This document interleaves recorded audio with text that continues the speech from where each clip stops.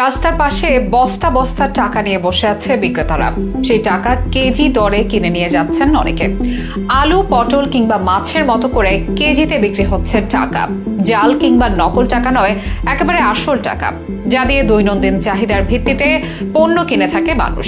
এমন টাকা বিক্রির চিত্র অনেকের কাছে অবিশ্বাস্য লাগতে পারে, আবার রূপকথার গল্প বলেও মনে হতে পারে। তবে সত্যি এই ঘটনা যুগ যুগ ধরে চলছে আফ্রিকার ছোট্ট দেশ সোমালিল্যান্ডে। মাছ কিংবা মাংসের বাজারের মতো সেখানে আছে টাকার বাজার, যেখানে দাঁড়িপাল্লায় ওজন দিয়ে টাকা কেনা বেচা হয়। দেশটিতে দিনে দুপুরে ফুটপাতে কারি কারি টাকা নিয়ে বসে থাকেন বিক্রেতারা। তবে প্রতিদিন রাস্তার ধারে এত টাকা বেচা কেনা হলেও নেই কোনো চুরি ছিনতাইয়ের ভয়। এই ঘটনা বেশ অবাক করেছে বিশ্ববাসীকে। তবে নেপথ্যেও লুকিয়ে আছে কিছু রহস্য। তো চলুন জেনে নেওয়া যাক কিভাবে টাকার বাজার গড়ে উঠল সোমালিল্যান্ডে। এমন অদ্ভুত ঘটনার আড়ালে রহস্যটা কি, আর কেনই বা টাকা চুরি হয় না সেই দেশে?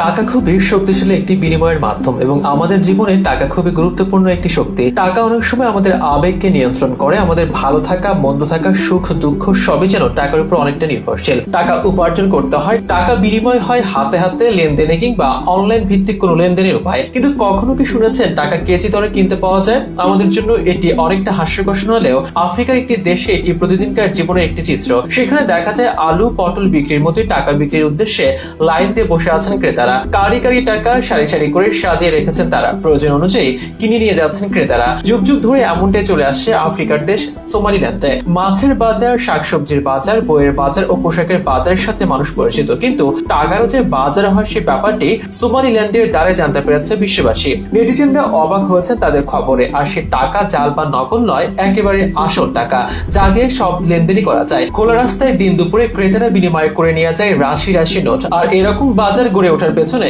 সোমালিল্যান্ডের আর্থিক কাঠামোই দায়ী। এখানকার মুদ্রাকে বলা হয় শিলিং। শিলিং এর দাম ব্যাপকভাবে কমে যাওয়ায় এমন পরিস্থিতি সৃষ্টি হয়েছে বলে জানা যায়। টাকার মূল্য কম থাকায় টাকার প্রতি আগ্রহ হারিয়ে ফেলেছেন দেশটির মানুষেরা। এমনকি লোকজনের মধ্যে টাকা চুরির ব্যাপারেও আগ্রহ নেই। তাই প্রতিদিন রাস্তার ধারে এত এত টাকা বেচা কেনা হলেও একদম নেই চুরি ছিনতাইয়ের ভয়। এই টাকা বাজারে অতিরিক্ত নিরাপত্তারও প্রয়োজন নেই। সেখানে কোনো বাড়তি পুলিশ বা আইন শৃঙ্খলা রক্ষাকারী বাহিনীর ব্যবস্থা নেই। মূল্যমান এতটাই কম, সেখানে 2000 সালে $1 বিপরীতে দেশটির নাগরিকদের গুনতে হতো প্রায় 10,000 শিলিং। বছর 5 আগেও $1 মূল্যমান ছিল প্রায় 9,000 শিলিং। আন্তর্জাতিক মানদণ্ডে ডলারের বিপরীতে শিলিং এর দরপতন বাড়ায় বিচিত্র এই বাজারের সৃষ্টি। এ এক অদ্ভুত বিরাট বাজার, যেখানে তরকারির ঝুড়ির উপর রেখে বিক্রি হয় বস্তা বস্তা টাকা। ডলার বা ইউরো ফেলে যা আবারও কিনে নেয় অনেকে। সামান্য ডলারে এখানে পাওয়া যায় কয়েক কেজি নোট, যা নিতে বস্তা বা ঠেলাগাড়ির প্রয়োজন হয়। নিত্য প্রয়োজনীয় দ্রব্য সামগ্রী কিনতে গেলেও টাকার বস্তা নিয়ে বের হতে হয় এখানে। যদিও এই সময় এসে আগের তুলনায় কমে এসেছে এই চিত্র। দিনে দিনে খুঁজতে শুরু করেছে ছোট্ট এই দেশটির দরপতনের দুঃখ।